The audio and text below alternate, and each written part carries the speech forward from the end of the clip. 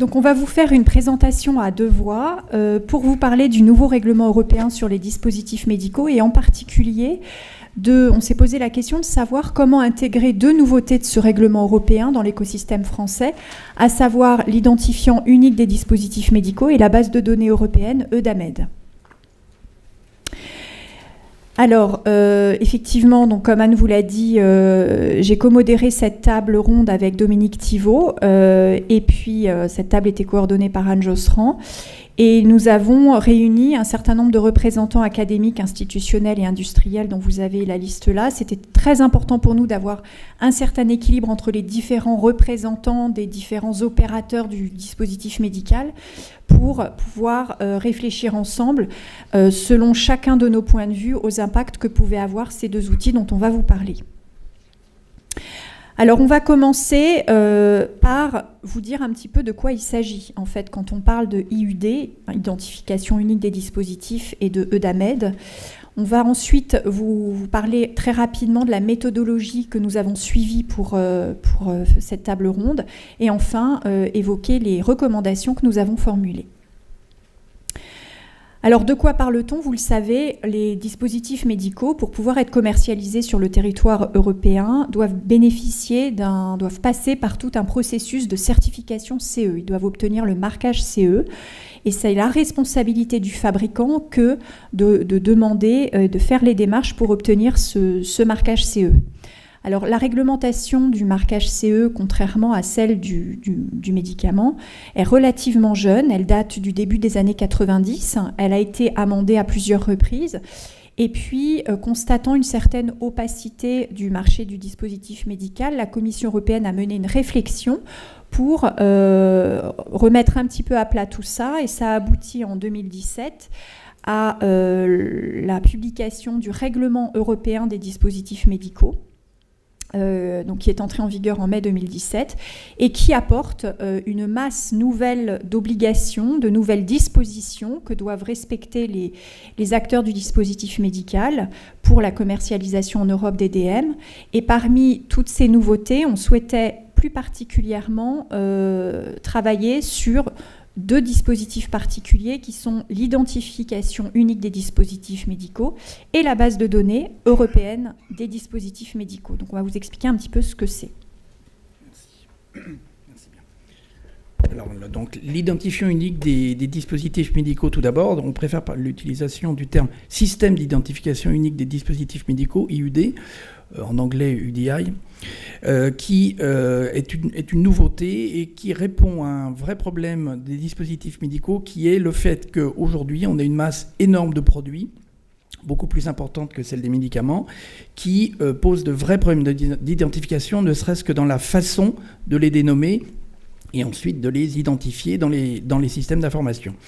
Alors, ce système IUD, donc, il doit d'abord être produit.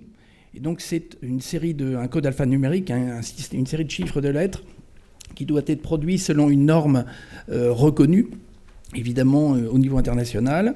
Ce code, il doit être apposé sur l'étiquette du dispositif, puisque c'est ce support qui va permettre de suivre le dispositif de sa naissance jusqu'à son utilisation.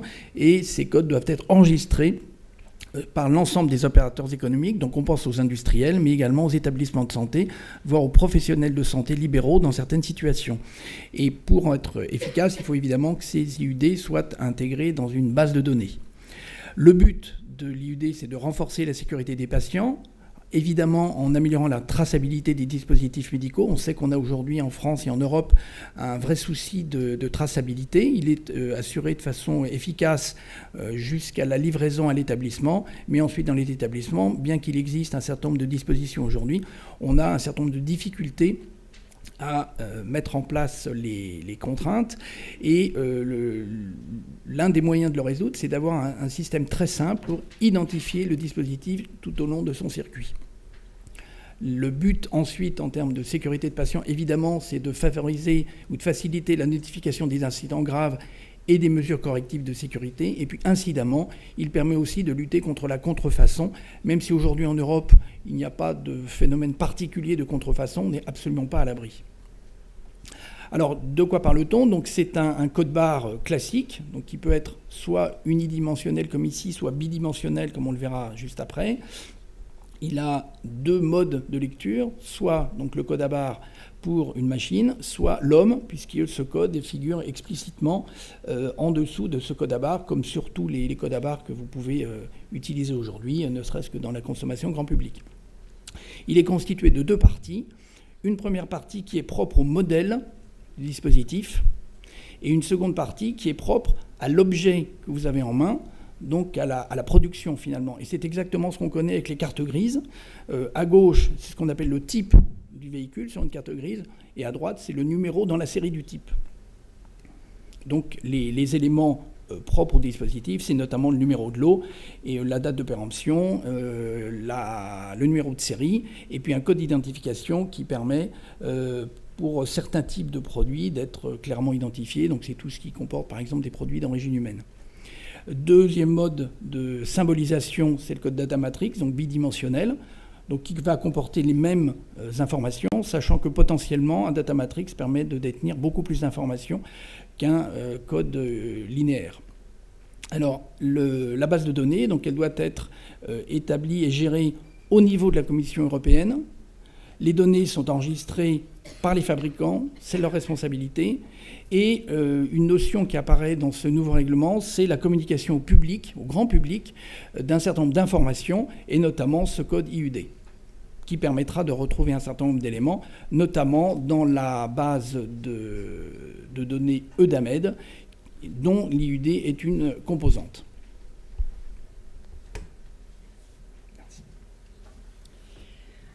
Alors la base de données EUDAMED, en fait on parle plutôt de banque de données. EUDAMED, c'est en fait quelque chose qui existe depuis quelques années.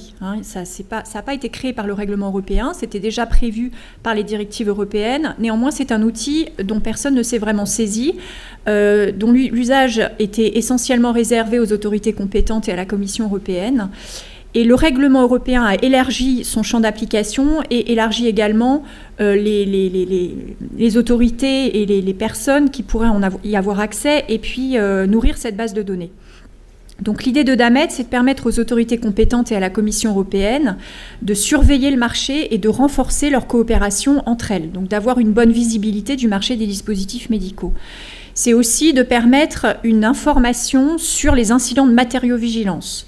C'est aussi de permettre au grand public, alors par grand public, en fait, on n'entend pas forcément les patients, on entend les patients certes, mais aussi les professionnels de santé, les établissements de santé. Ça, c'est le grand public, en fait. D'être correctement et aisément informés sur les dispositifs commercialisés, mis sur le marché, sur les certificats dont ils disposent pour cette mise sur le marché, et puis sur tous les opérateurs économiques concernés. Et puis, EUDAMED permet également d'avoir des informations sur les investigations cliniques en cours sur les dispositifs médicaux.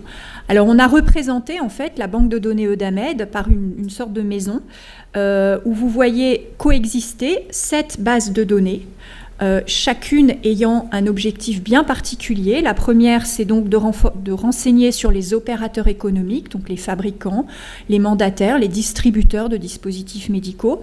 La seconde, c'est pour donner une information sur les dispositifs médicaux eux-mêmes. La troisième, c'est des informations relatives aux organismes notifiés et aux certificats délivrés. La quatrième, c'est sur la vigilance et la surveillance après commercialisation. La cinquième, c'est sur la surveillance du marché.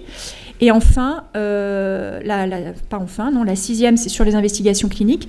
Et en fait, ces bases de données, à part la dernière, communiquent entre elles via le code d'identification unique IUD. Alors, pas la dernière, parce que l'IUD ne s'applique pas aux dispositifs médicaux sous investigation clinique. La base de données EUDAMED devrait être mise en place en mai 2020, mais l'IUD ayant un calendrier un petit peu plus long, elle sera nourrie au calendrier, conformément au calendrier de mise en place de l'identification des dispositifs. Alors en termes de méthodologie, comment on a travaillé ? On a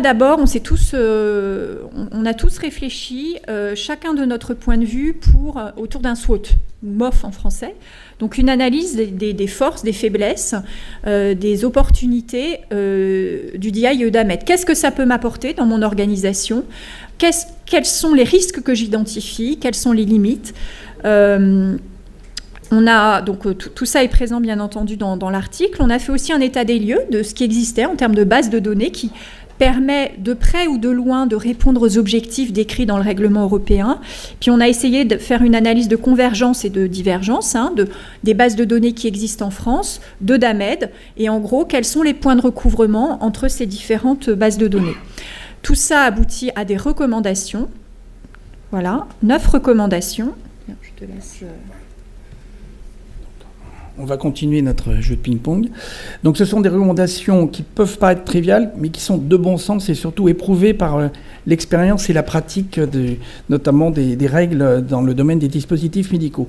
Alors la première recommandation, c'est tout simplement qu'il faut prendre des dispositions pour que tous les intervenants prennent conscience de l'impact majeur de cette IUD et de cette base Eudamed, et notamment menant un plan de sensibilisation, d'information et de formation adapté, et d'en faire une priorité immédiate. Je sais par expérience dans les établissements hospitaliers que c'est souvent un sujet que l'on traite après les problèmes, par exemple de conformité à l'incendie ou de sécurité sanitaire des cantines. Donc il faut absolument qu'on prenne des mesures pour que, enfin, ce soit considéré comme quelque chose d'important.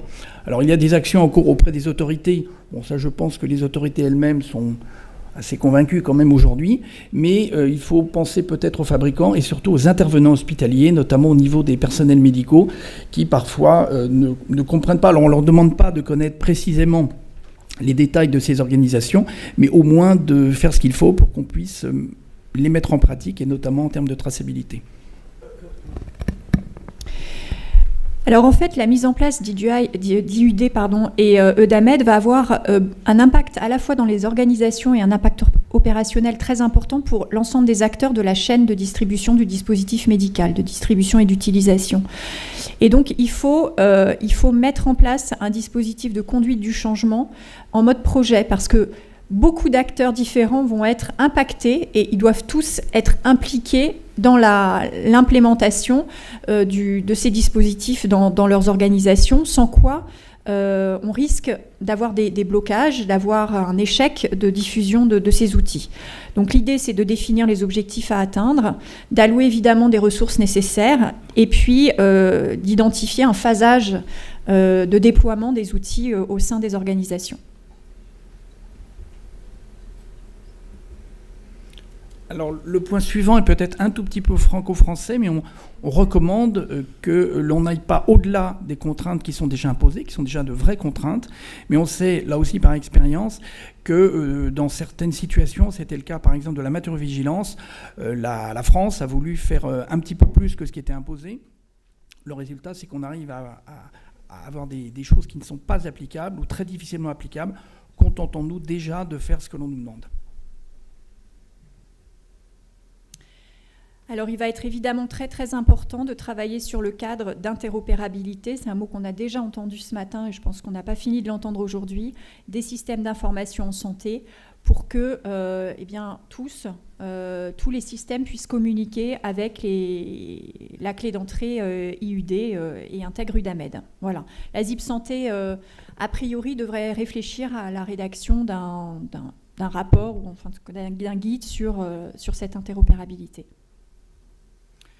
Alors, un autre point qui concerne finalement l'identification des produits, c'est une question de nomenclature. Vous savez que pour les médicaments partout sur la planète, un même principe actif aura le même nom, puisqu'il existe une dénomination commune internationale. Ça n'existe pas pour les dispositifs médicaux. On a des tas de termes vernaculaires, locaux. Parfois même au sein d'un même établissement, un même objet est désigné de façon différente. Donc il faut absolument que la nomenclature qui existe une nomenclature européenne qui s'appelle la GMDN, soit pratiquement utilisée par tous les intervenants. Et ce serait celle qui sera d'ailleurs utilisée dans la GMDN, puisque ça a été tranché, dans la base de DAMED, pardon. Et c'est le seul moyen d'harmoniser les pratiques et les recueils.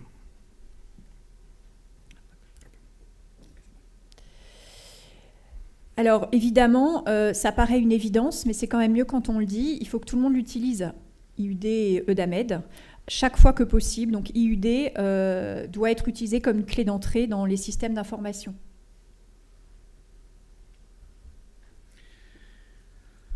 Alors, donc c'est l'évolution de ce qui vient d'être dit, c'est notamment le cas dans les établissements de santé. On a chacun ses systèmes d'information, ses codes, des bases plus ou moins homogènes. Bon, personnellement, je travaille donc à l'assistance publique hôpitaux de Paris. On n'a pas de base véritablement centrale pour les dispositifs médicaux. Donc, a fortiori, quand on veut faire des consolidations, pour des tas de raisons, on n'y arrive pas. Donc, ce système IUD doit remplacer l'ensemble des codes utilisés partout.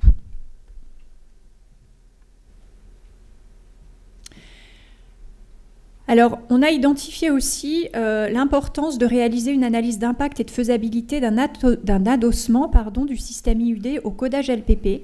Donc, LPP, c'est liste des produits et prestations remboursables, permettant le remboursement des dispositifs médicaux à usage individuel en France. En fait, le législateur français a lancé une procédure d'identification individuelle des dispositifs médicaux inscrits sur la LPP en ligne générique, et on se demande pourquoi il ne pourrait pas être envisagé d'utiliser IUD comme code d'identification individuelle plutôt que d'inventer encore un nouveau code d'identification, alors que l'Europe en prévoit déjà un. Et puis enfin, donc c'est l'extension à la base d'Ahmed de ce qui vient d'être dit. Il faut absolument cesser d'avoir des bases locales. Chacun doit utiliser à terme, tout au long du cycle de vie, donc ça concerne aussi bien les industriels que les utilisateurs, il faut utiliser une seule base pour avoir un langage commun une bonne fois pour toutes. Alors nous, il pleuvait trop, donc on a fait un montage avec un magnifique coucher de soleil, mais qu'on a pu observer. Voilà notre table ronde. Merci à tous de votre attention. Et vous remarquerez une symbolisation en langage des signes au milieu.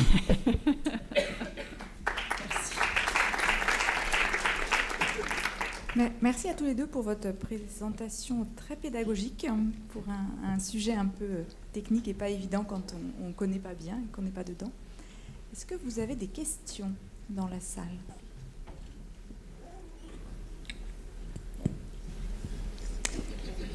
C'était très clair. Est-ce que depuis, vous avez rencontré un peu les autorités pour éviter le franco-français, comme vous disiez, Pierre, oui. Qu'ils aillent au-delà ?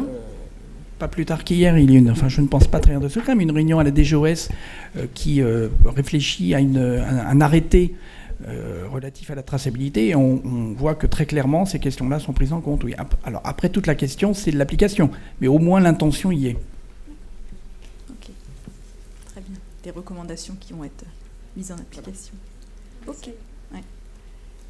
Merci beaucoup. Merci. À tous les deux.